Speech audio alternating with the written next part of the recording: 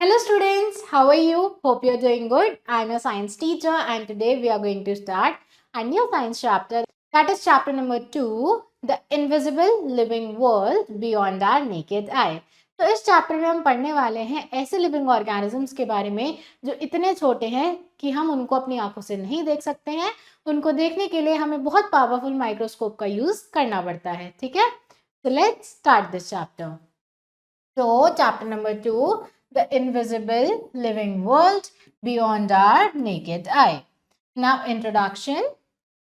अब हमारे आसपास बहुत सारी ऐसी चीजें हैं जो हमसे हिडन है, ठीक है।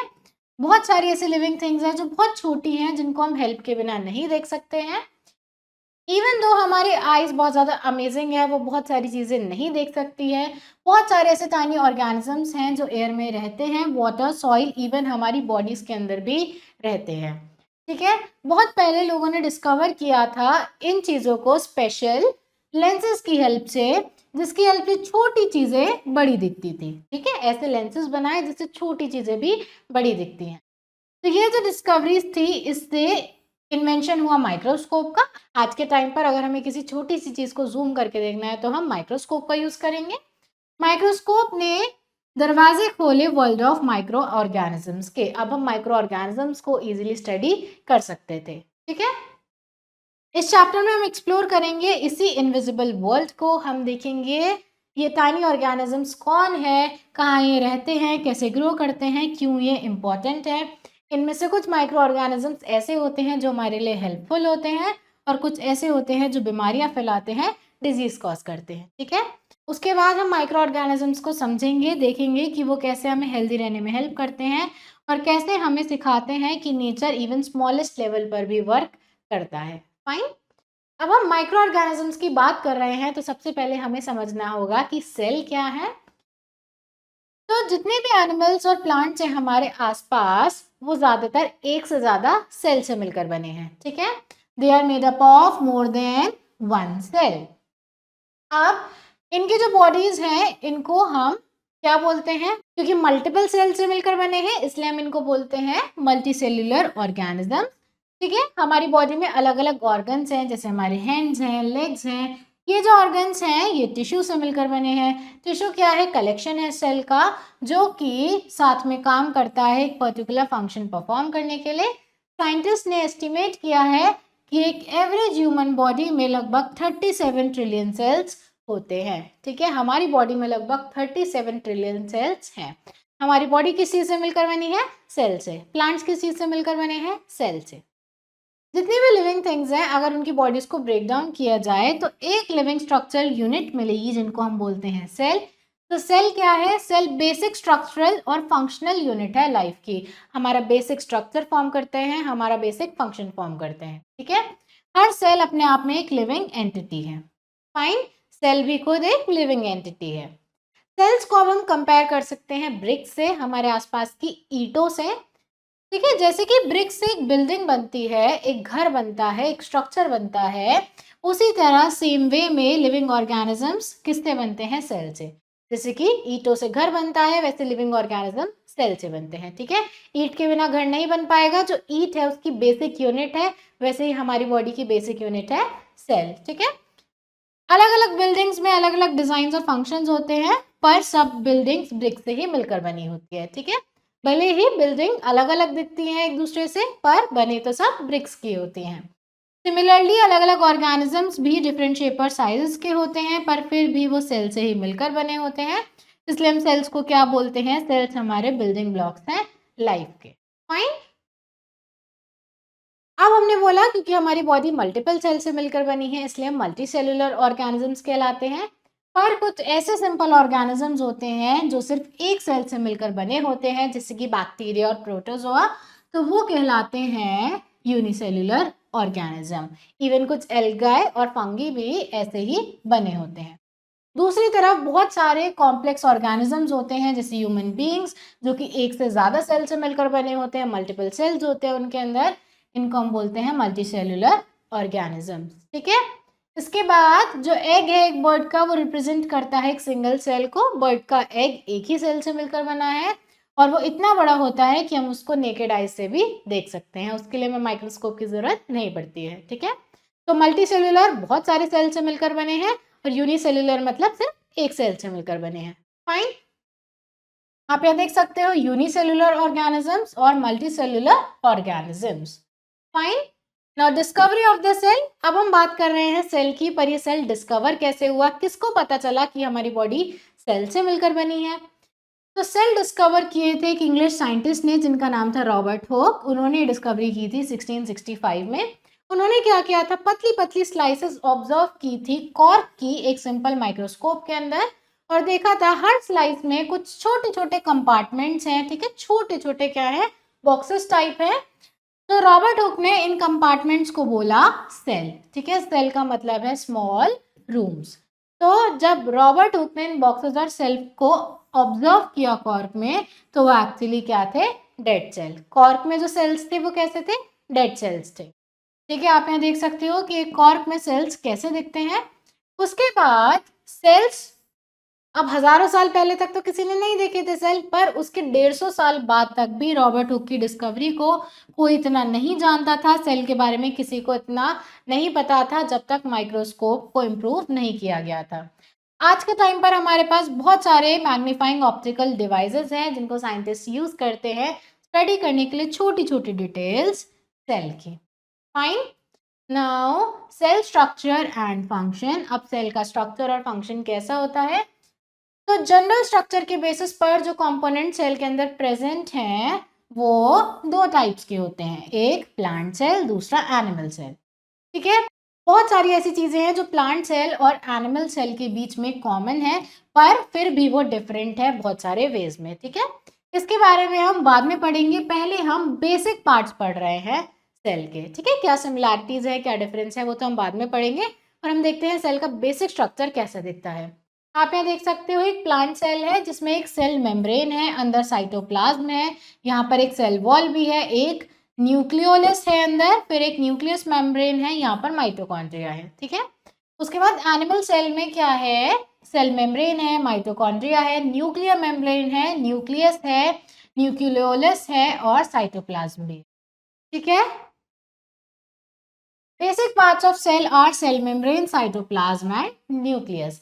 तो बेसिक पार्ट कौन से होते हैं सेल के, एक सेल मेम्ब्रेन, एक मेम्ब्रेन, ठीक है, जिसके अंदर क्या होगा, सेल होगा, सेल के सारे पार्ट्स होंगे। एक क्या, अंदर एक फ्लूइड जैसा सब्सटेंस जिनको हम बोलते हैं साइटोप्लाज्म, और अंदर क्या होगी, एक न्यूक्लियस होगी, ठीक है। न्यूक्लियस के बाहर और सेल मेम्ब्रेन के अंदर ये साइटोप्लाज्म जो है वो सारे में फिल होगा। फाइन, नाउ सेल मेम्ब्रेन जिसको हम प्लाज्मा मेम्ब्रेन भी बोलते हैं, तो जितने भी सेल हैं वो बाहर कवर्ड होते हैं थिन शीट ऑफ स्किन से जिसको हम बोलते हैं सेल मेम्ब्रेन। जो साइटोप्लाज्म है, जो न्यूक्लियस है, वो इसी सेल मेम्ब्रेन के अंदर होती है। सेल मेम्ब्रेन एनक्लोज करती है लिविंग पार्ट सेल का जिसको हम बोलते हैं प्रोटोप्लाज्म। सेल मेम्ब्रेन के अंदर क्या होगा, सेल का सारा लिविंग पार्ट जिसको हम प्रोटोप्लाज्म बोलते हैं। प्रोटोप्लाज्म के अंदर साइटोप्लाज्म, न्यूक्लियस और जितनी भी ऑर्गेनल्स प्रेजेंट है, जितनी भी चीजें सेल के अंदर प्रेजेंट है, सब आती है। फाइन, उसके बाद जो सेल मेम्ब्रेन है प्रोटेक्ट करती है सेल को, एक शेप देती है, बहुत सारे छोटे छोटे होल्स होते हैं सेल के अंदर जो कि मूवमेंट अलाउ करते हैं सब्सटेंसेस के अंदर से बाहर और बाहर से अंदर, ठीक है। तो जैसे वाटर और ऑक्सीजन सेल के अंदर आ सकता है, वेस्ट प्रोडक्ट जो है जैसे कार्बन डाइऑक्साइड वो सेल से बाहर जा सकते हैं। Fine, now cell wall. अब सेल मेम्ब्रेन के अलावा सिर्फ प्लांट्स में क्या होते हैं, सेल वॉल होते हैं, ठीक है, ये एनिमल सेल में नहीं होते हैं। तो सेल वॉल क्या है, आउटर मोस्ट थिक लेयर एक प्लांट सेल में, इसमें क्या होते हैं, नॉन लिविंग और रिजिड सब्सटेंसेस जिनको हम बोलते हैं सेल्यूलोज। क्योंकि plants place to place move नहीं कर सकते हैं, उनको अपने आप को प्रोटेक्ट करने के लिए क्या करना पड़ता है, सेल वॉल का यूज करना पड़ता है। जो सेल वॉल है वो उनको एडिशनल सपोर्ट और प्रोटेक्शन प्रोवाइड करती है। फाइन, अब जो प्लांट सेल है उनको प्रोटेक्शन चाहिए बहुत ज़्यादा हाई स्पीड विंड्स के अगेंस्ट, बहुत ज़्यादा टेम्परेचर वेरिएशन के अगेंस्ट और एटमॉस्फेरिक मॉइस्चर के against. Fine, cell membrane living part है प्लांट या एनिमल सेल का, जबकि जो सेल वॉल है वो नॉन लिविंग पार्ट है प्लांट सेल का, ठीक है। सेल मेम्ब्रेन लिविंग पार्ट है, एनिमल और प्लांट सेल दोनों में मिलता है, और सेल वॉल जो है नॉन लिविंग पार्ट है सिर्फ प्लांट सेल का। नेक्स्ट आता है हमारे पास साइटोप्लाज्म। साइटोप्लाज्म क्या है? एक जेली लाइक सब्सटेंस है जो कि सेल मेम्ब्रेन और न्यूक्लियस के बीच में प्रेजेंट होता है। ये जो है सेल के अंदर का ज्यादातर हिस्सा फॉर्म करता है। जितने भी लाइफ फंक्शन है जैसे कि केमिकल रिएक्शन, वो सेल को अलाइव रखते हैं। ये जो है साइटोप्लाज्म के अंदर होते हैं। जो भी एनर्जी प्रोड्यूस होती है वो स्टोर होती है साइटोप्लाज्म में। ठीक है, बहुत सारे छोटे छोटे स्ट्रक्चर्स प्रेजेंट है साइटोप्लाज्म के अंदर। उन छोटे छोटे स्ट्रक्चर्स को हम बोलते हैं सेल ऑर्गेनल्स। अलग अलग सेल ऑर्गेनल्स सर्व करते हैं अलग अलग function. Fine. Now mitochondria. Mitochondria क्या है? छोटे छोटे रॉड लाइक स्ट्रक्चर जो कि साइटोप्लाज्म में प्रेजेंट होते हैं। उनको हम बोलते हैं powerhouse of the cell, क्योंकि वो एनर्जी प्रोवाइड करते हैं सेल्स को सारी एक्टिविटीज के लिए। उसके बाद ये क्या करते हैं? फूड को अंदर लेते हैं, इसको ब्रेक डाउन करते हैं ऑक्सीजन की प्रेजेंस में और रिलीज करते हैं एनर्जी। उसके बाद एक ऐसा प्रोसेस जिसमें फूड के ब्रेकडाउन होने पर एनर्जी रिलीज होती है सेल के अंदर, उसको हम बोलते हैं सेल्यूलर रेस्पिरेशन। फाइन।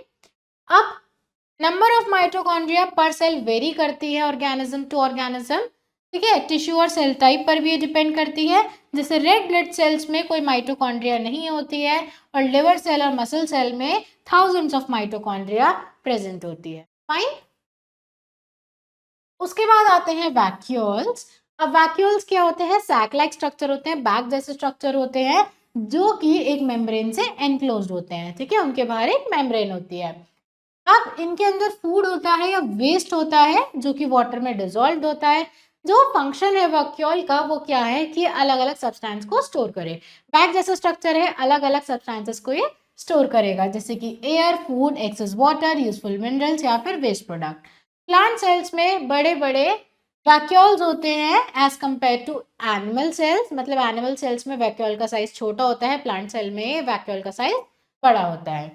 फिर आते हैं प्लास्टिड। प्लास्टिड ऐसे ऑर्गेनल्स हैं जो सिर्फ प्लांट सेल में मिलते हैं। ये अलग अलग कलर और टाइप के होते हैं। 3 मेन टाइप के प्लास्टिड होते हैं जो कि प्लांट सेल में हमें मिलते हैं। वो है क्लोरोप्लास्ट, क्रोमोप्लास्ट और ल्यूक्लियोप्लास्ट। ठीक है, उसके बाद क्लोरोप्लास्ट ग्रीन कलर के प्लास्टिड होते हैं। इनमें ग्रीन कलर का पिगमेंट प्रेजेंट होता है जिसको हम बोलते हैं क्लोरोफिल। क्लोरोफिल की वजह से ही प्लांट्स हमें ग्रीन कलर के दिखते हैं। ठीक है, क्लोरोफिल प्रोवाइड करते हैं प्लांट की लीव्स को ग्रीन कलर और प्लांट्स को हेल्प करते हैं उनका फूड खुद बनाने में फोटोसिंथेसिस के प्रोसेस से। इसलिए क्लोरोप्लास्ट को किचन ऑफ सेल भी बोला जाता है।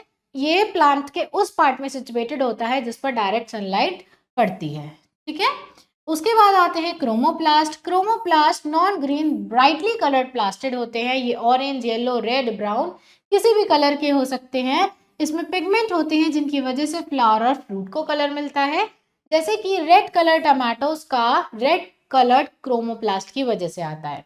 ठीक है, उसके बाद आते हैं ल्यूकोप्लास्ट। ल्यूकोप्लास्ट क्या होते हैं? कलरलेस प्लास्टिड होते हैं, उनमें कोई कलर नहीं होता है, उनके अंदर कोई पिगमेंट भी नहीं होता है।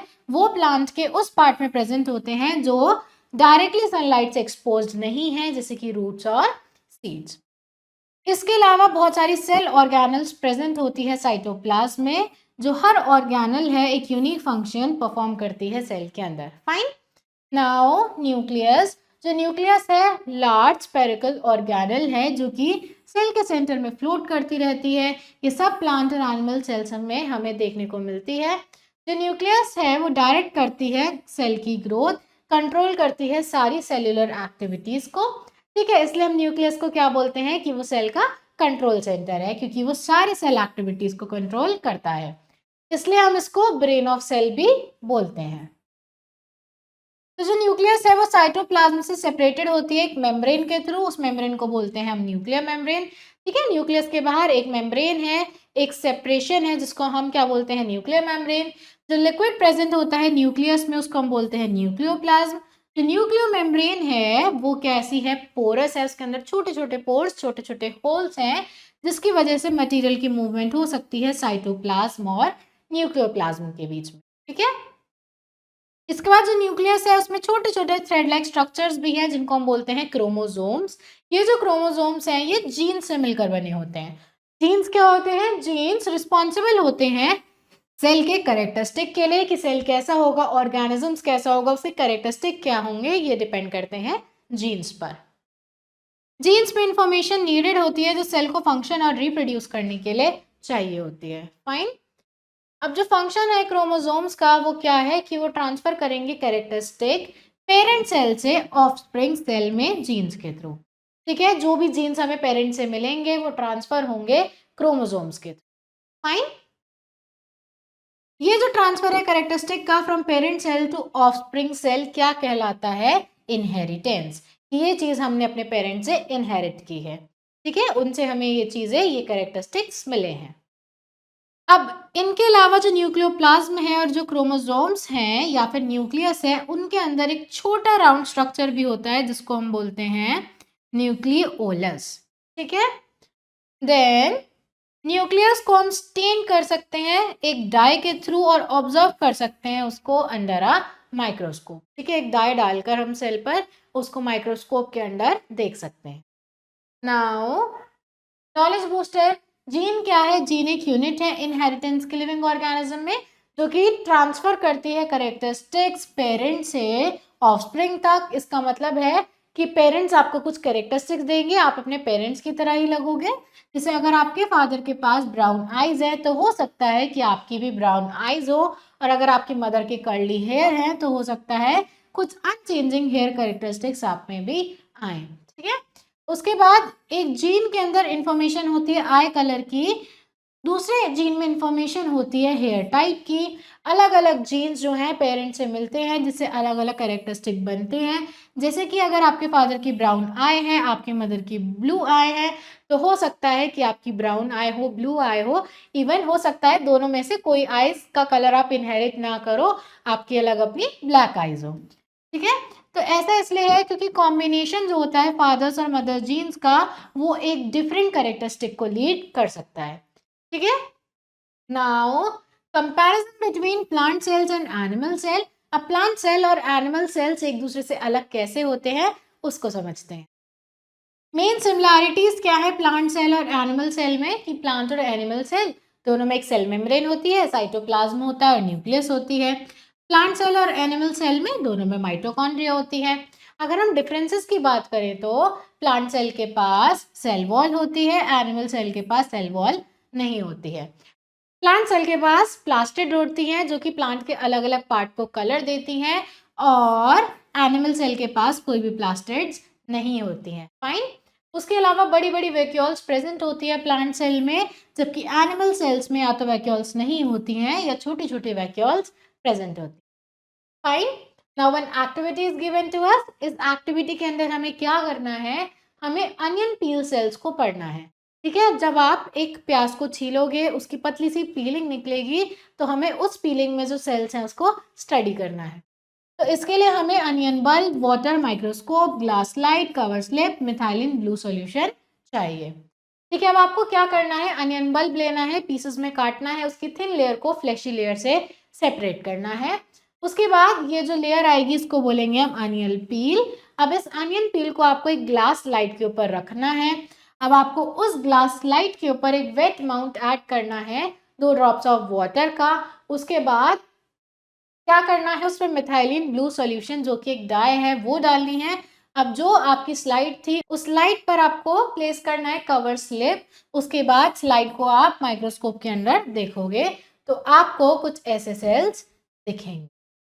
फाइन। ऑब्जर्वेशन क्या रहेगी? आप देखोगे अनियन पील्स में आपको छोटे छोटे कंपार्टमेंट्स देखने को मिलेंगे। हर कंपार्टमेंट स्मॉल और राउंडेड होगा स्ट्रक्चर में। कंक्लूजन क्या है?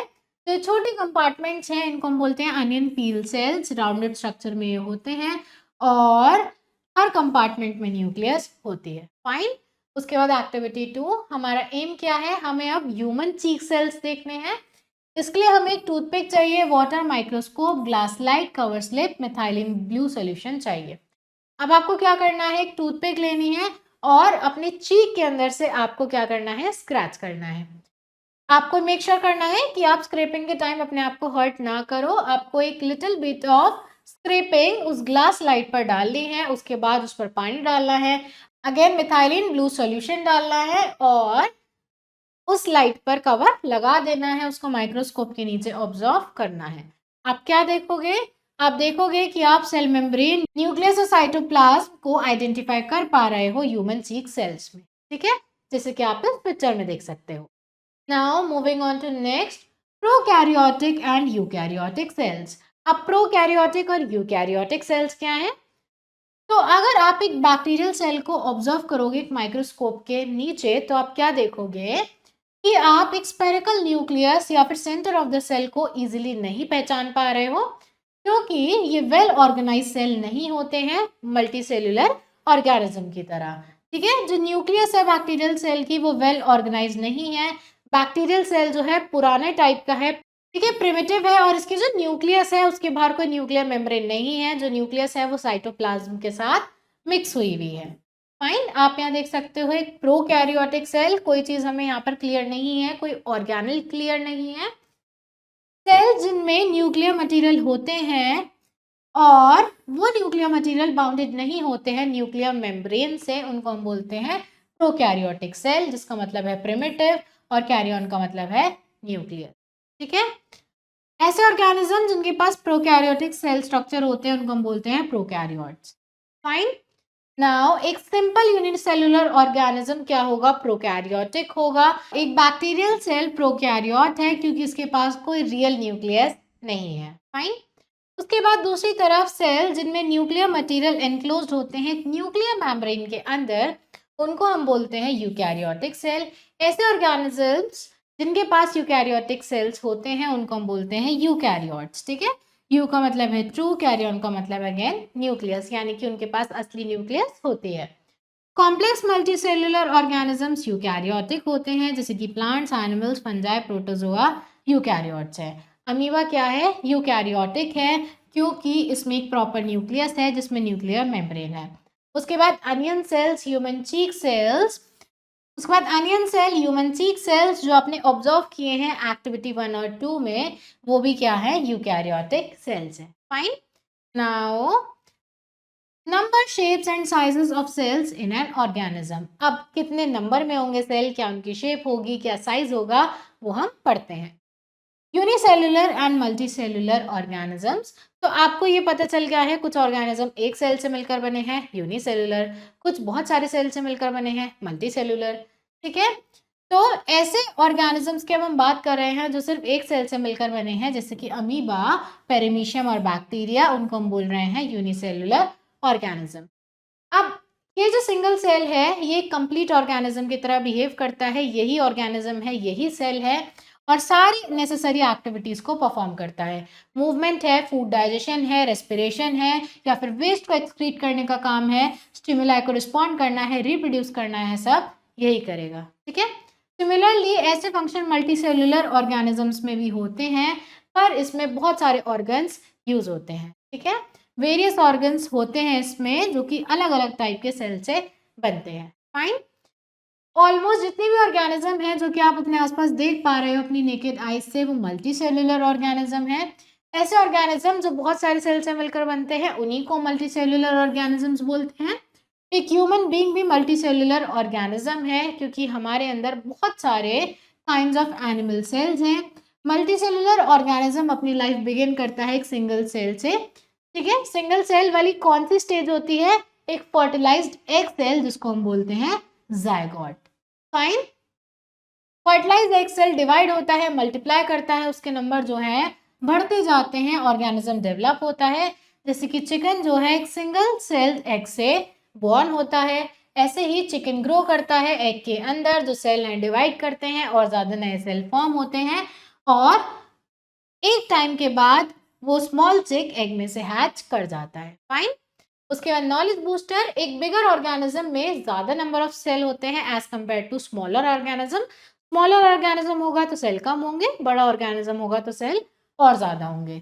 इसका मतलब ये नहीं है जो सेल है साइज का वो बड़ा है बड़े ऑर्गेनिज्म में, बल्कि जो साइज है सेल का उसका साइज ऑफ ऑर्गेनिज्म से कोई रिलेशन नहीं है। ऐसा नहीं है कि छोटा ऑर्गेनिज्म है तो उसमें छोटे सेल होंगे, बड़ा ऑर्गेनिज्म है बड़े सेल होंगे, नहीं, नंबर ऑफ सेल वेरी करते हैं साइज ऑफ ऑर्गेनिज्म पर size of cell size of organism के साथ वेरी नहीं करता है। Fine, now variation in shape of cell. अब जो सेल है वो अलग अलग शेप के होते हैं। ठीक है, मल्टी सेलुलर ऑर्गेनिज्म में अलग अलग टाइप के सेल्स होते हैं जिनकी यूनिक शेप होती है।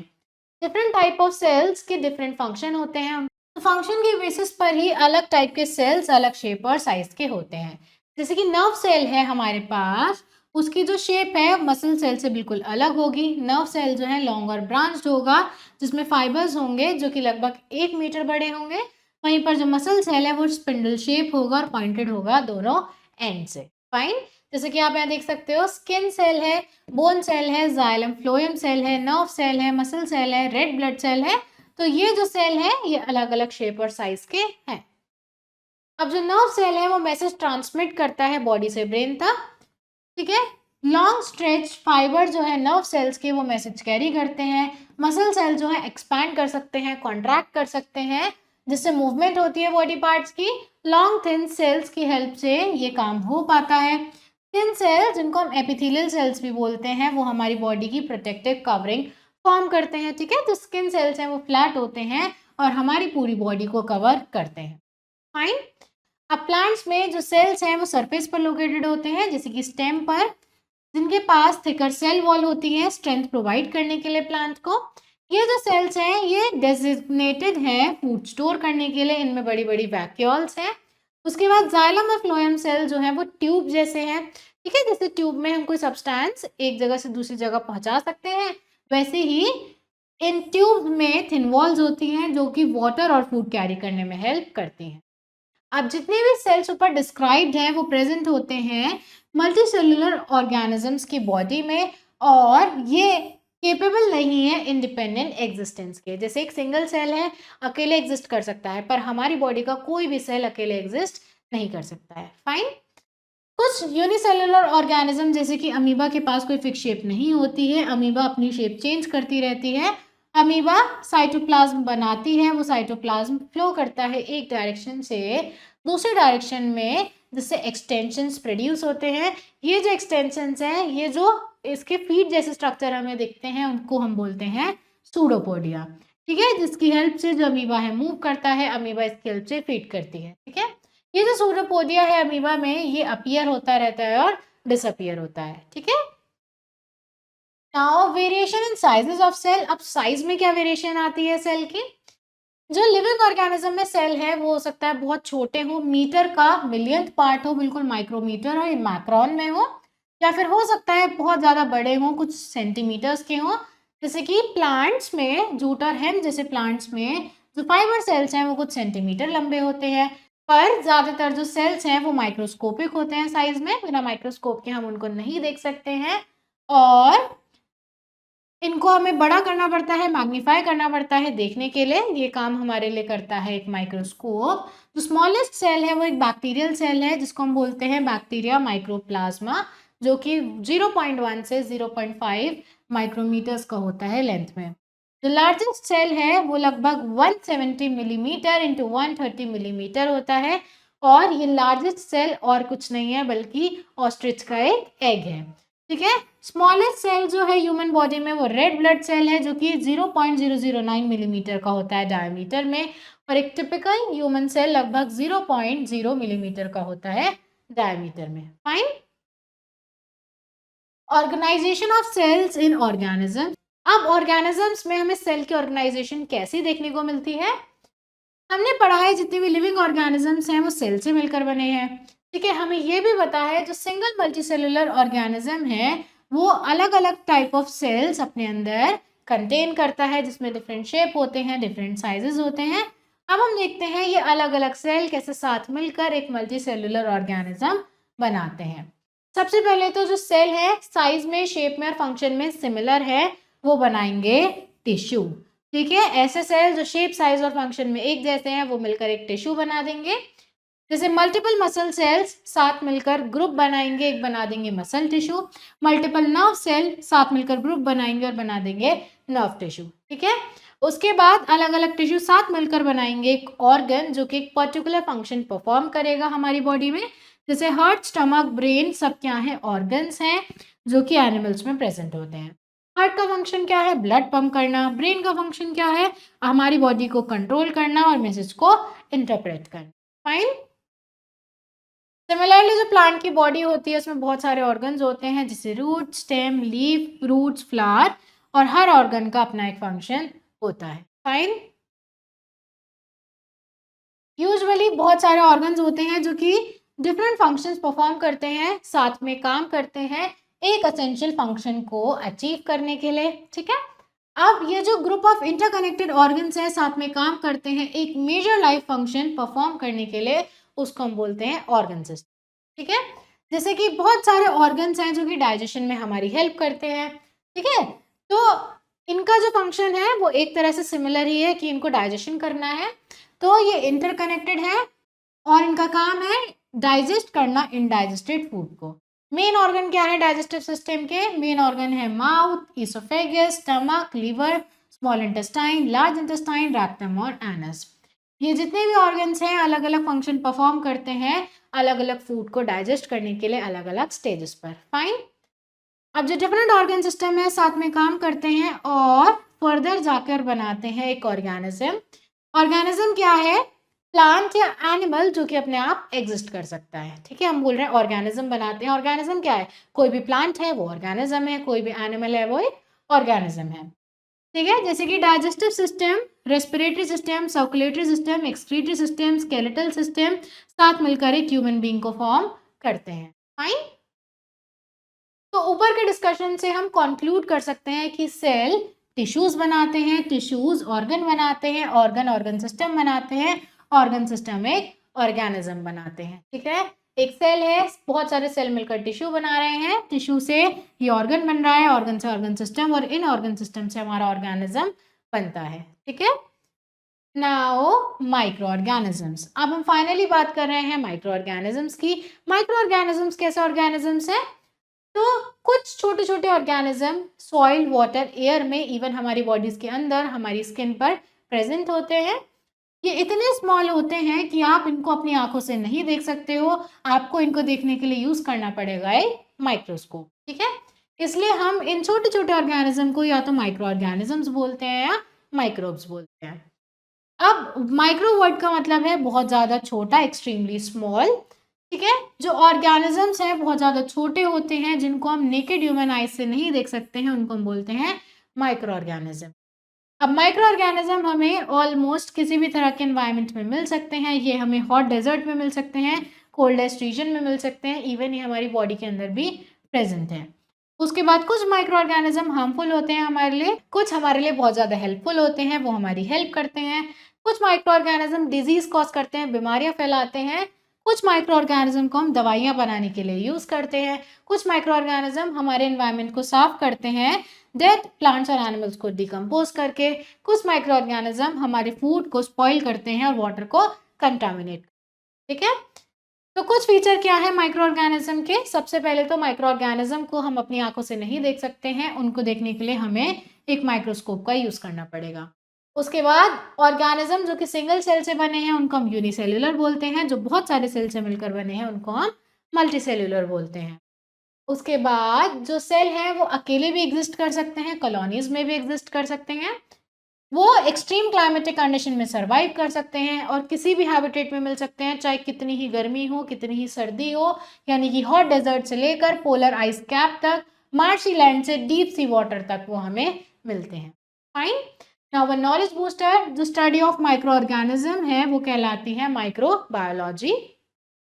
साइंटिस्ट जो कि स्टडी करते हैं माइक्रो ऑर्गेनिजम्स को उनको हम बोलते हैं माइक्रोबायोलॉजिस्ट। फाइन। अब एक्टिविटी 3 का हमारा एम क्या है? हमें माइक्रो ऑर्गेनिजम्स को देखना है एक माइक्रोस्कोप के अंदर। क्या क्या मटेरियल चाहिए? हमें एक फील्ड से सॉइल चाहिए, एक बीकर चाहिए, थोड़ा सा पानी चाहिए। प्रोसीजर क्या रहेगा? हमें कुछ मॉइस्ट सॉइल कलेक्ट करनी है फील्ड से, उसको बीकर में रखना है, उसके अंदर पानी डालना है।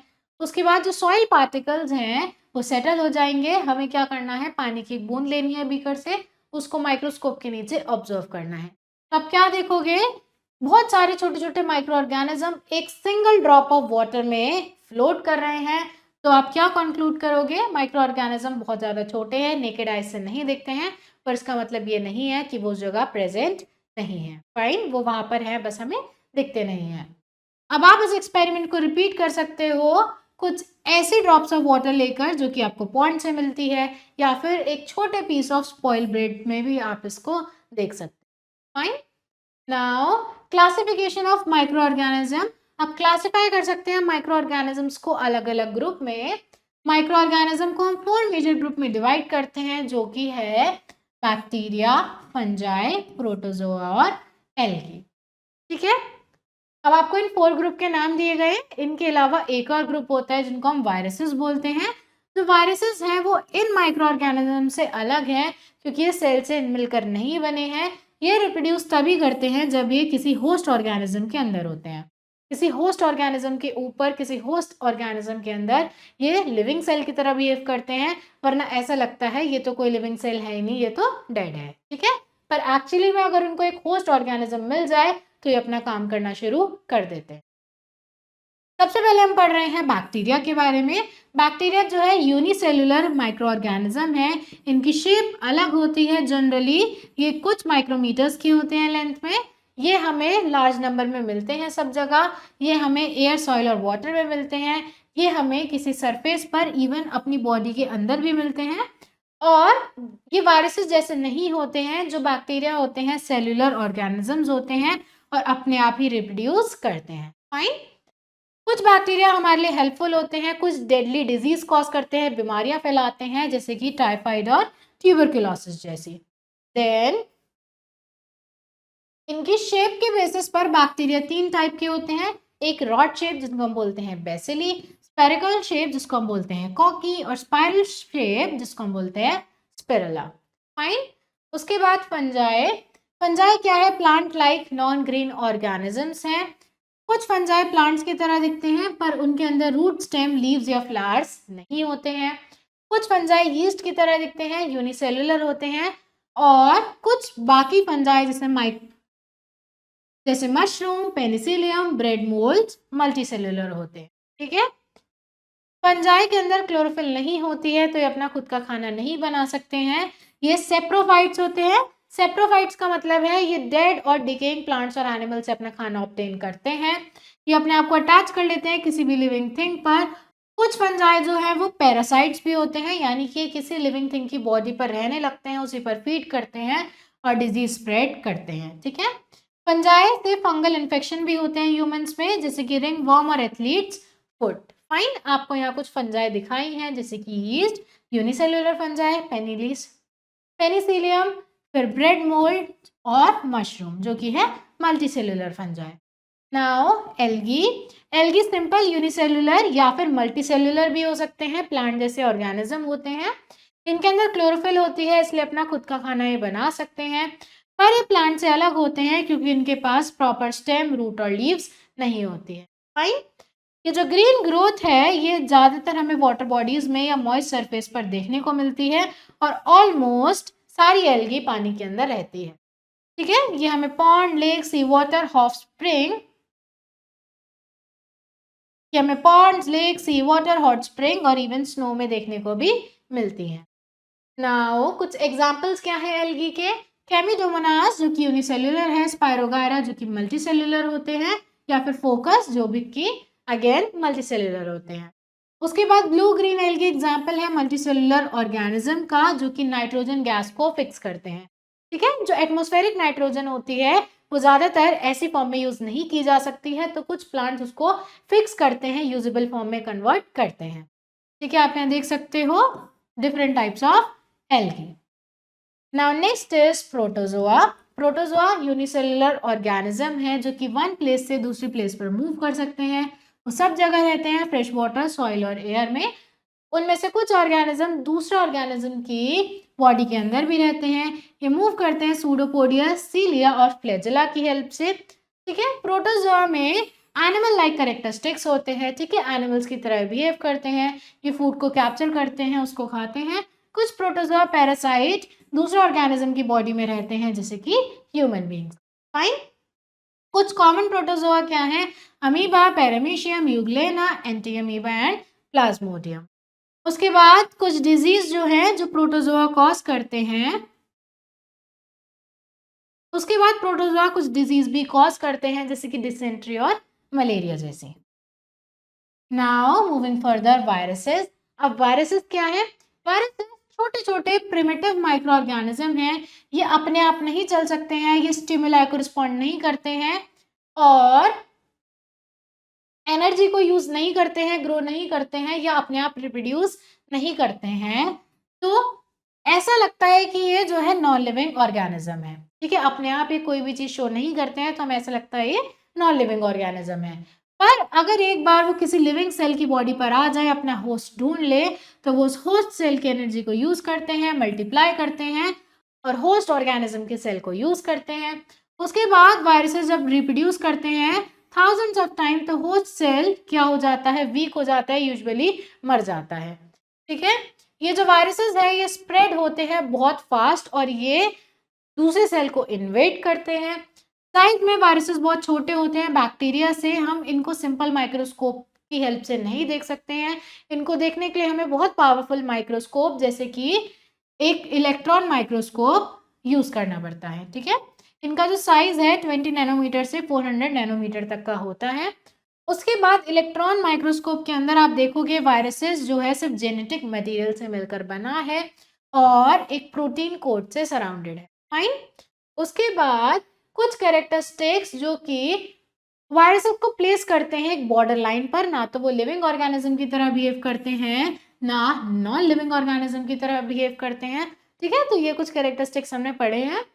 उसके बाद वायरसेस जो है वो एजेंट्स है डिजीज को कैरी करते हैं और वो डिजीज कॉज करते हैं जैसे कि measles, mumps, flu, smallpox और common cold, fine. Now true false, microorganism can be seen by the naked eye, this is false. Microorganism को हम अपनी आंखों से नहीं देख सकते हैं। Microorganism are found in all type of environments, this is true. Microorganism को हम हर एनवायरमेंट में देख सकते हैं। Fungi can make their own food, fungi अपना खुद का खाना बना सकती हैं, this is false. Then algae can be multicellular, algae multicellular हो सकती है, this is true. Microorganism can reproduced only in a host cell, this is false. बहुत सारे माइक्रोऑर्गेनिज्म होते हैं जो बिना होस्ट सेल के रिप्रोड्यूस करते हैं, fine. Now how are we connected to microbes, हम माइक्रोब से कैसे कनेक्टेड हैं? तो आपने कभी नोटिस किया है फ्रूट्स जैसे कि लेमन या फिर टमाटोज कुछ टाइम के बाद खराब हो जाते हैं, उनके ऊपर एक पाउडरी कॉटन लाइक लेयर आ जाती है, तब आप उनको थोड़े दिन के लिए बाहर छोड़ देते हो। तो ये जो लेयर है एक्चुअली ये माइक्रो ऑर्गेनिज्म की ग्रोथ की वजह से आती है। और ये माइक्रो ऑर्गेनिज्म आते कहाँ से हैं, कैसे फूड तक पहुँचते हैं? तो आंसर है जो माइक्रो ऑर्गेनिज्म है हमारे आसपास सब जगह प्रेजेंट होते हैं, हमारे आसपास के एयर, वाटर, सॉइल और इवन कुछ फूड आइटम्स में, ठीक है? तो वो एयर पर फ्लोट करते रहते हैं, हमारे फूड आइटम के ऊपर सेटल हो जाते हैं। जब उनको राइट कंडीशन मिलती है उनकी ग्रोथ की, तो वो मल्टीप्लाई करने लगते हैं। अभी राइट कंडीशंस क्या हैं? ये राइट कंडीशंस हैं वार्मथ, मॉइस्चर, न्यूट्रिएंट्स। तो जब हम फूड को अनकवर्ड छोड़ देते हैं एक ऐसे एनवायरनमेंट में, तो जो माइक्रोब्स हैं एयर के वो उस पे सेटल हो जाते हैं, ग्रो करना स्टार्ट कर देते हैं। एज अ रिजल्ट जो फूड है वो स्पॉइल होने लगता है। उसके बाद जो माइक्रो ऑर्गेनिज्म है वो सिर्फ एयर या फूड तक लिमिटेड नहीं है, वो हमें वाटर बॉडीज जैसे कि पॉन्ड्स, रिवर और ओशंस में भी देखने को मिलते हैं। ये सॉइल में भी रहते हैं, बहुत सारे प्रोसेस में ये हेल्प करते हैं, जैसे कि डेड प्लांट्स और एनिमल्स को सॉइल में ब्रेक डाउन करते हैं। कुछ माइक्रोब्स इवन हमें एक्सट्रीम एनवायरनमेंट्स में भी मिलते हैं, जैसे कि हॉट स्प्रिंग या फ्रीजिंग कोल्ड रीजन में, ठीक है? ऐसे रीजन जब बहुत ज़्यादा गर्मी है, उबलता हुआ पानी है, या ऐसे रीजन जहाँ पर पानी जमा हुआ है, वहाँ भी हमें ऐसे माइक्रो ऑर्गेनिज्म देखने को मिलते हैं। तो इससे हमें पता चलता है कि माइक्रो ऑर्गेनिज्म कितने अडेप्टेबल हैं, कितने डाइवर्स हैं, फाइन। अब इंटरेस्टिंगली जो माइक्रो ऑर्गेनिज्म है वो ह्यूमन्स और एनिमल्स की बॉडी में भी रहते हैं, ठीक है? ह्यूमन बॉडी में स्पेशली हमारे इंटेस्टाइन में एक सर्टेन बैक्टीरिया है जो कि इंपॉर्टेंट रोल प्ले करता है डाइजेशन में। ये जो बैक्टीरिया है फूड को ब्रेक डाउन करता है, ठीक है? न्यूट्रिएंट्स को अवेलेबल करता है हमारी बॉडी के लिए। इनके बिना डाइजेशन का प्रोसेस इतना इफेक्टिव नहीं रहता। माइक्रो ऑर्गेनिज्म बहुत ज़्यादा डाइवर्स होते हैं अपनी शेप, साइज और स्ट्रक्चर के टर्म्स में। कुछ बैक्टीरिया राउंड होते हैं, कुछ रॉड शेप्ड होते हैं, कुछ इरेगुलर शेप में होते हैं। कुछ फंजाई अपीयर होते हैं एज थ्रेड लाइक स्ट्रक्चर या पाउडरी ग्रोथ्स। एल्गे ग्रीन हो सकती हैं, कॉलोनीज फॉर्म करती हैं वाटर में। और जो प्रोटोजोआ है जैसे अमीबा, उनके पास कोई फिक्स शेप नहीं होती है। उसके बाद जो डाइवर्सिटी है ये माइक्रो ऑर्गेनिज्म को अलाउ करते हैं अलग अलग रोल प्ले करने के लिए नेचर में। ये हेल्प करते हैं उनको फूड प्रोडक्ट्स बनाने में, जैसे कि कर्ड और ब्रेड। ये इन्वायरमेंट को क्लीन करते हैं, हेल्प करते हैं डिकम्पोज करने में डेड प्लांट्स और एनिमल्स को, और जो इंपॉर्टेंट न्यूट्रिएंट्स उन डेड प्लांट्स और एनिमल्स के अंदर होते हैं वो वापस सॉइल में आ जाते हैं। कुछ माइक्रो ऑर्गेनिज्म हार्मफुल होते हैं, डिजीज स्प्रेड करते हैं और फूड को स्पॉइल करते हैं। फाइन। तो हम डीपली कनेक्टेड हैं माइक्रो,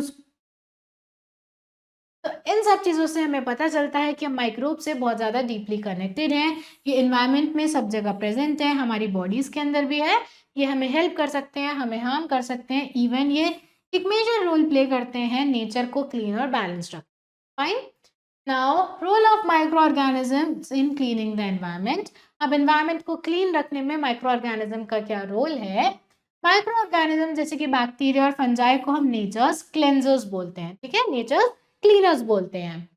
तो ये जो है हेल्प करते हैं वेस्ट मटेरियल को ब्रेक डाउन करने में, जैसे कि फ्रूट पील्स है, डेड लीव्स है, एनिमल डंग है, इसको सिंपलर सब्सटेंसेस में ब्रेक डाउन कर देते हैं।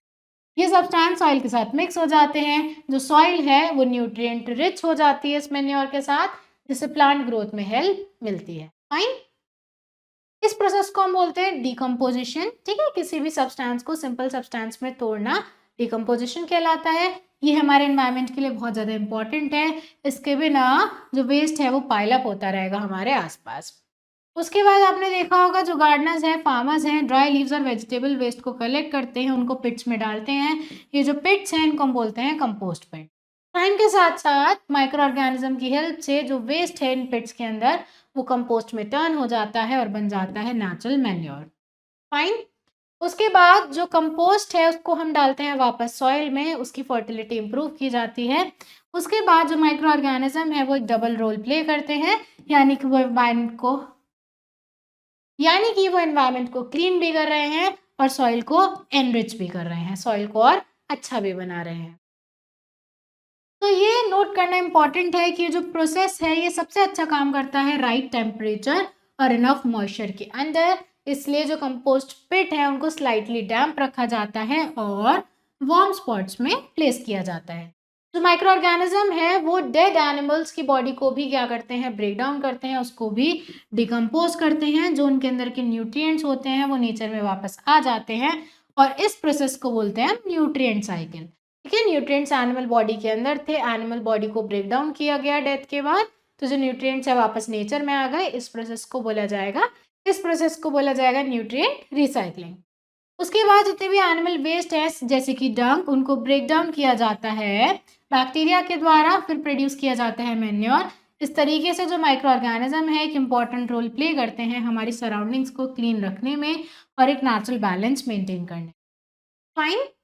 Now one activity is given to us, इसमें हमें ऑब्जर्व करना है कि माइक्रो ऑर्गेनिज्म कैसे हेल्प करते हैं वेस्ट को मैन्योर में कन्वर्ट करने के लिए। हमें सबसे पहले एक एम्प्टी कंटेनर चाहिए, गार्डन सॉइल चाहिए, फ्रूट और वेजिटेबल पील्स चाहिए। उसके बाद प्रोसीजर क्या रहेगा, हमें एक एम्प्टी कंटेनर लेना है, उसको आधा भरना है हमें गार्डन सॉइल से। उसके बाद कुछ फ्रूट और वेजिटेबल पील्स डालने हैं कंटेनर में, उन पील्स को कवर करना है सॉइल की दूसरी लेयर से और कंटेनर को अनडिस्टर्ब छोड़ना है वार्म और शेडेड प्लेस में 2-3 हफ्तों तक। इसके बाद आपको कंटेंट्स ऑब्जर्व करने हैं इस कंटेनर के। क्या ऑब्जर्व करोगे आप, जो पील्स हैं फ्रूट्स और वेजिटेबल्स के वो डार्क कलर के हो गए हैं और जो मैन्योर है वो बन गया है जो रिच इन न्यूट्रिएंट्स होगा। उसके बाद कंक्लूजन क्या रहेगा, इस एक्टिविटी से हम समझ सकते हैं कि कैसे माइक्रो ऑर्गेनिज्म प्लांट वेस्ट को डिकम्पोज करते हैं, नेचुरल मैन्योर बनाने में हेल्प करते हैं। ये जो नेचुरल मैन्योर है इसे प्लांट ग्रोथ को सपोर्ट नहीं करता है, पर ये जो मैन्योर बनाने का प्रोसेस है इससे जो एनवायरनमेंट है वो भी क्लीन होता है और यूजफुल सब्सटेंसेस में हम क्या कर सकते हैं, इन चीज़ों को ब्रेक डाउन कर सकते हैं। Now micro organisms and their role in food preparation. अब माइक्रो ऑर्गेनिजम्स हमारी फूड प्रिपरेशन में भी बहुत ज़्यादा यूजफुल होते हैं। बहुत सारे माइक्रो ऑर्गेनिज्म ऐसे हैं जो हमारी फूड प्रिपरेशन में हेल्प करते हैं। तो माइक्रो ऑर्गेनिज्म हमेशा हार्मफुल नहीं होते हैं, कुछ तो बहुत ज़्यादा यूजफुल होते हैं, स्पेशली फूड आइटम्स प्रिपेयर करने में। ये जो प्रोसेस है इसको हम बोलते हैं फर्मेंटेशन, जिसकी हेल्प से टेक्सचर इम्प्रूव होता है, जो डाइजेस्टिबिलिटी है फूड की बहुत ज़्यादा अच्छी होती है। यीस्ट और कुछ बैक्टीरिया कुछ 2 इंपॉर्टेंट टाइप्स के माइक्रो ऑर्गेनिज्म हैं जो कि इस फूड प्रिपरेशन में इन्वॉल्व होते हैं। तो हम इसको समझेंगे कुछ एग्जाम्पल से और सिंपल एक्सपेरिमेंट से। Now yeast and rising of dough. अब हम देखते हैं कि यीस्ट की हेल्प से किसी भी चीज़ का डो है वो कैसे फूलता है। ज़्यादातर ये बेकिंग के टाइम यूज़ होते हैं। तो यीस्ट एक माइक्रो ऑर्गेनिज्म है जो कि फंजाई ग्रुप का पार्ट है। ये वार्म और मॉइस्ट कंडीशन में अच्छे से ग्रो करता है।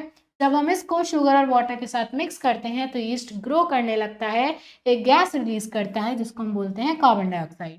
ये जो गैस है बबल फॉर्म करती है डो में, उसको राइज कराती है, सॉफ्ट बनाती है, फ्लफी बनाती है डो को, और कट सॉफ्ट और फ्लफी बनाती है डो को।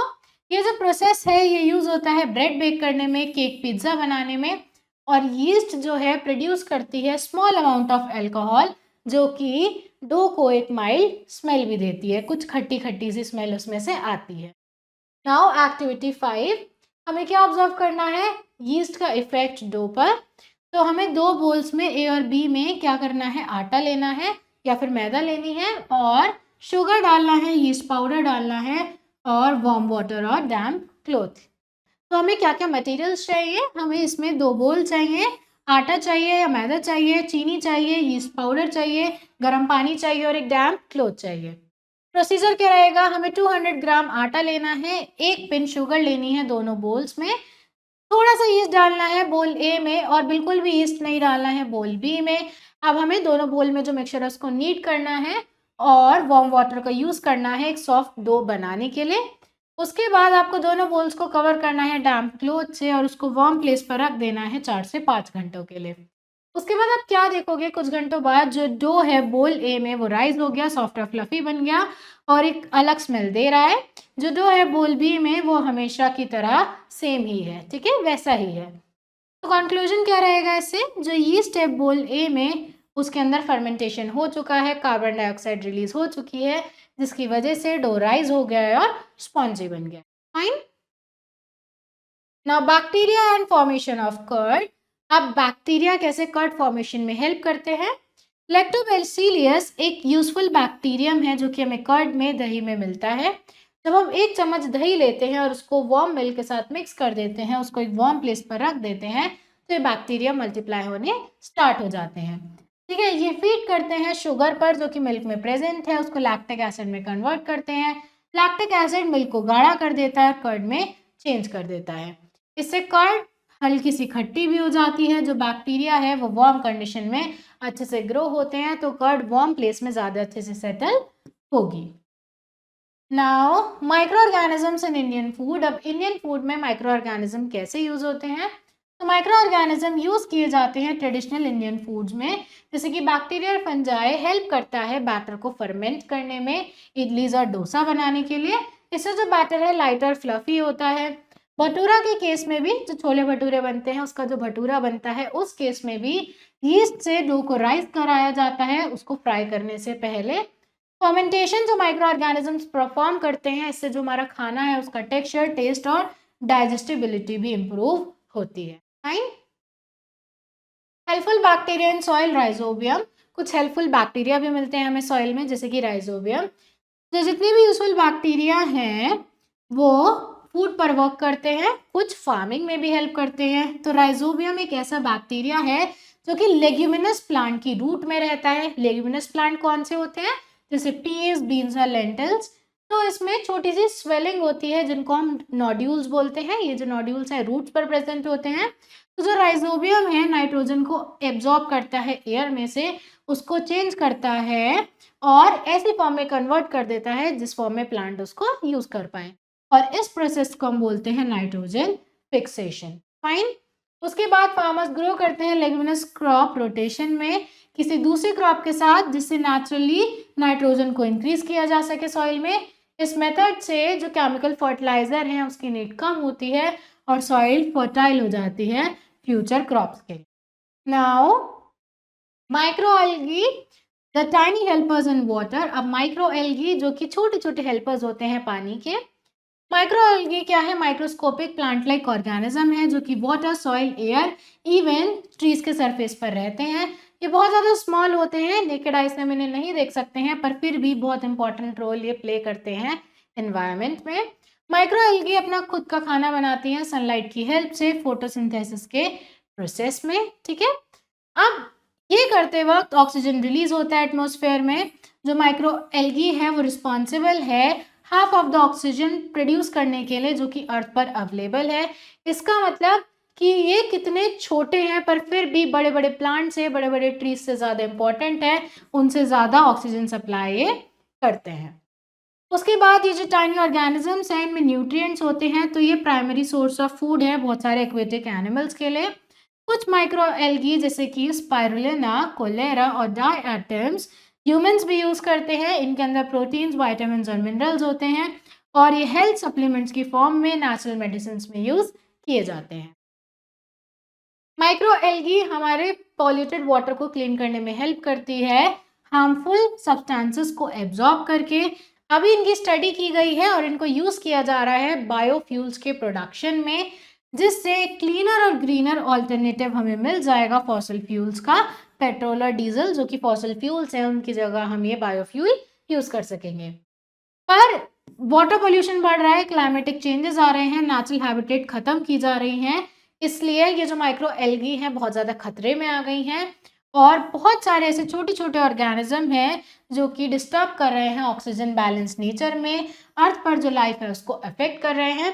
तो बहुत ज़्यादा इंपॉर्टेंट है कि हम प्रोटेक्ट करें और कंजर्व करें माइक्रो एल्गी को, ताकि हमारी हेल्थ, हमारे एनवायरनमेंट की हेल्थ बनी रहे और एनवायरनमेंट में ऑक्सीजन का बैलेंस भी बना रहे। फाइन। उसके बाद spirulina super food from water. अब ऐसे ही स्पाइरुलिना भी वाटर में बहुत ज़्यादा यूजफुल है, बहुत ज़्यादा एसेंशियल है। तो आपने कभी स्पाइरुलिना के बारे में सुना है? ये एक माइक्रो एल्गी ही है जिसको हम सुपर फूड बोलते हैं क्योंकि इसके बहुत सारे हेल्थ बेनिफिट्स हैं। ठीक है, जो स्पाइरुलिना है प्रोटीन रिच होती है, इसमें विटामिन और मिनरल्स होते हैं और स्पेशली ये अच्छी सोर्स है विटामिन B12 की, जो कि हमारी बॉडी की हेल्दी फंक्शनिंग के लिए इंपॉर्टेंट है। ठीक है, 60% जो स्पाइरुलिना की बॉडी है वो प्रोटीन से मिलकर बनी थी। इसमें बहुत कम फैट और शुगर था जिससे आइडियल डाइटरी सप्लीमेंट बन गया। ठीक है, अब हाई न्यूट्रिशनल वैल्यू की वजह से जो स्पाइरुलिना है उसको हेल्थ सप्लीमेंट की तरह यूज किया जाता है अराउंड द वर्ल्ड। आज ये सिर्फ न्यूट्रिशन इंप्रूव करने में हेल्प नहीं कर रही है बल्कि नई जॉब अपॉर्चुनिटीज क्रिएट कर रही है इस एरिया में। इसके बाद जो स्पाइरुलिना की फार्मिंग है वो बहुत ज़्यादा फीजिबल है, सस्टेनेबल है और अच्छा लाइवलीहुड ऑप्शन है बहुत सारे फार्मर्स के लिए। Now how to grow spirulina at home और इन स्मॉल फार्म्स। अब हम स्पाइरुलिना को अपने घरों में या छोटे छोटे फार्म्स में कैसे ग्रो कर सकते हैं। स्पाइरुलिना फार्मिंग सिंपल और इको फ्रेंडली है पर कुछ बेसिक स्टेप फॉलो करने पड़ते हैं, जैसे कि एक क्लीन ग्लास टैंक या कंटेनर चाहिए जहाँ पर अच्छी लाइट आ रही हो पर डायरेक्ट सनलाइट नहीं आनी चाहिए। उसके बाद टैंक को कवर करना है शेड या नेट से और उसको ऐसे एरिया में रखना है जहाँ पर मॉडरेट टेम्परेचर कंडीशंस हो। टैंक को फिल करना है क्लीन पॉन्ड वाटर से, कुछ लिविंग स्पाइरुलिना डालने हैं हेल्दी पॉन्ड से लेकर। स्टर करना है वाटर को हफ्ते में 2 बार ताकि जो कल्चर है एक्टिव रहे, ग्रोइंग रहे। 3 से 6 हफ्ते बाद जो स्पाइरुलिना है वो इनफ क्वांटिटी में ग्रो कर जाएगी और हम उसको हार्वेस्ट कर सकते हैं वाटर को फिल्टर करके एक फाइन क्लॉथ के थ्रू। उसके बाद एक बार हार्वेस्ट हो जाए तो स्पाइरुलिना को ड्राई कर सकते हैं और पाउडर, कैप्सूल्स और टैबलेट की फॉर्म में यूज़ कर सकते हैं। उसके बाद जब हम कंजर्व करते हैं, प्रोटेक्ट करते हैं माइक्रो एल्गी को जैसे कि स्पाइरुलिना को, तो इससे सिर्फ न्यूट्रिशन इंप्रूव नहीं होता है बल्कि फूड सिक्योरिटी और सस्टेनेबल लाइवलीहुड्स भी प्रोड्यूस होते हैं और small scale spirulina farming communities को बेनिफिट करती हैं, इम्प्रूव्ड वेलबींग और इकोनॉमिक अपॉर्चुनिटीज़ लाती हैं। फाइन। उसके बाद cells as basic unit of life. जो सेल है हमारी लाइफ की बेसिक यूनिट है। जो बॉडीज है लिविंग ऑर्गेनिज्म की वो छोटे छोटे ब्लॉक से मिलकर बनी है जिसको हम सेल बोलते हैं। जो सेल है उसमें बहुत सारे कंपोनेंट्स हैं जो कि ऑर्गेनिज्म को हेल्प करती हैं एसेंशियल लाइफ प्रोसेसेस में। अब प्लांट्स और एनिमल्स बहुत सारे सेल से मिलकर बने हैं इसलिए हम इनको मल्टीसेलुलर ऑर्गेनिज्म बोलते हैं। मल्टीसेलुलर ऑर्गेनिज्म में सेल स्पेशलाइज फंक्शन परफॉर्म करते हैं इंडिविजुअली और साथ में भी काम करते हैं ऑर्गेनिज्म के सर्वाइवल के लिए। उसके बाद कुछ माइक्रो ऑर्गेनिज्म जैसे कि बैक्टीरिया और प्रोटोजोआ सिर्फ एक सेल से मिलकर बने हैं तो इनको हम यूनिसेलुलर ऑर्गेनिज्म बोलते हैं। एक सिंगल सेल होने के बावजूद सारे नेसेसरी फंक्शन इनके अंदर कैरी आउट होते हैं। दूसरे माइक्रो ऑर्गेनिज्म जैसे कि एल्गी, फंजाई यूनिसेलुलर भी हो सकते हैं, मल्टीसेलुलर भी हो सकते हैं। जैसे कि यीस्ट यूनिसेलुलर फंगस है, मोल्ड एक मल्टीसेलुलर फंगस है। उसके बाद प्लांट और एनिमल सेल्स की तरह जो माइक्रो ऑर्गेनिजम्स होते हैं उनमें एक सेल मेम्ब्रेन होती है फंगल सेल्स के पास सेल वॉल होती है, पर इनके अंदर क्लोरोप्लास्ट नहीं होते हैं, ये अपना खुद का खाना फोटोसिंथेसिस से नहीं बना सकते। जो बैक्टीरिया है वो दूसरे सेल से अलग होते हैं क्योंकि इनके पास क्लियरली डिफाइंड न्यूक्लियस या न्यूक्लियर मेम्ब्रेन नहीं होती है। इंस्टेड इनके पास एक रीजन होता है जिसको हम बोलते हैं न्यूक्लियोइड। इससे जो है डिफरेंट सेल्स बनते हैं, सेल्स की डिफरेंट फॉर्म बनती हैं, जैसे कि yeast, protozoa, algae, fungi, plants और एनिमल्स। ठीक है, अब आपने यहाँ पर देखे कुछ बेसिक पार्ट सेल के, ये जो है इंपॉर्टेंट कंपोनेंट्स हैं जो आप हायर क्लासेस में पढ़ोगे। Fine.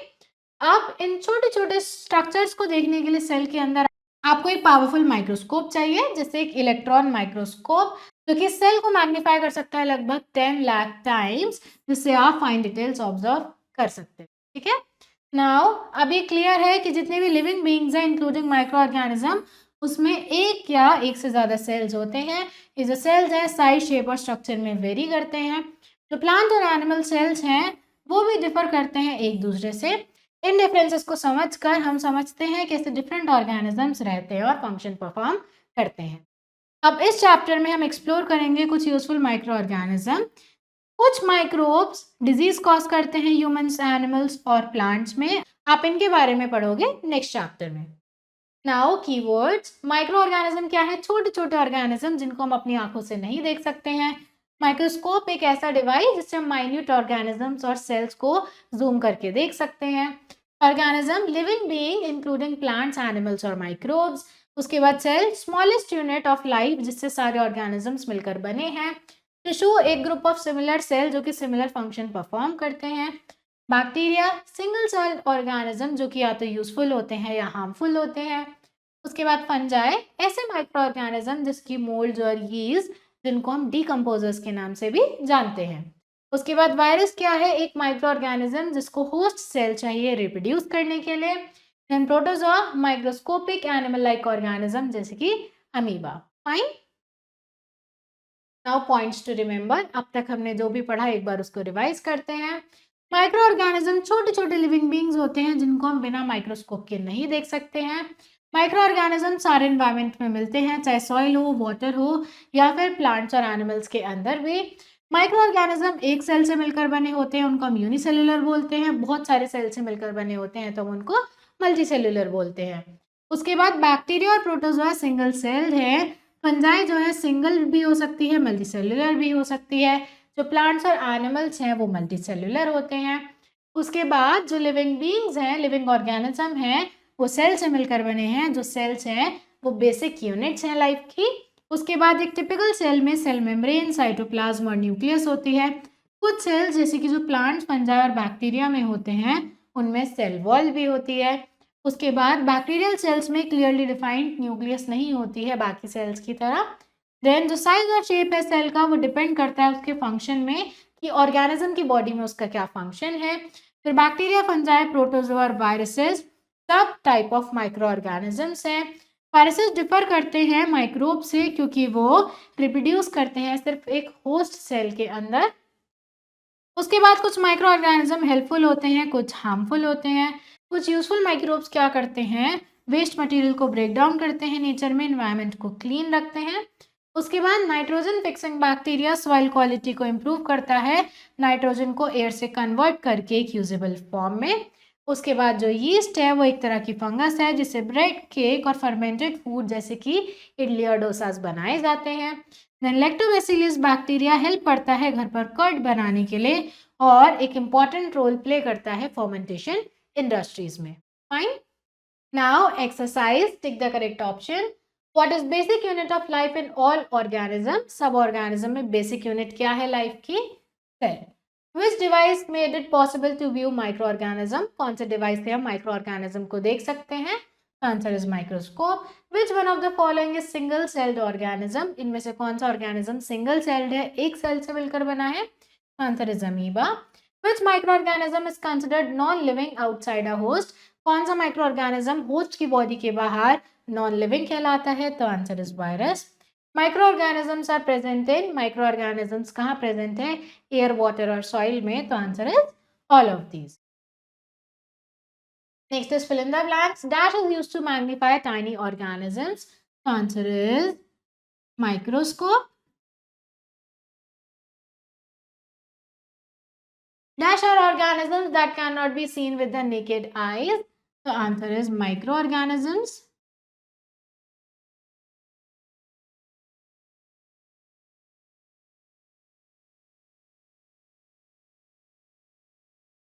The basic structural unit of an organism is called the cell. Dash are sac-like structures. The answer is vacuoles. Amoeba is an example of unicellular organism.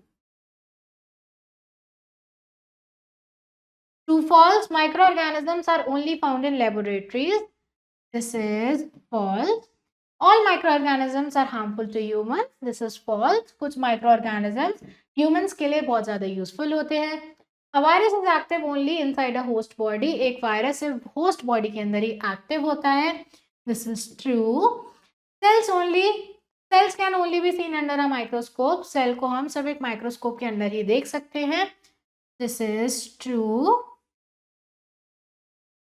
This is true. Tissue is made up of single large cell. This is false. So class, that's all for today. I hope you understood this chapter.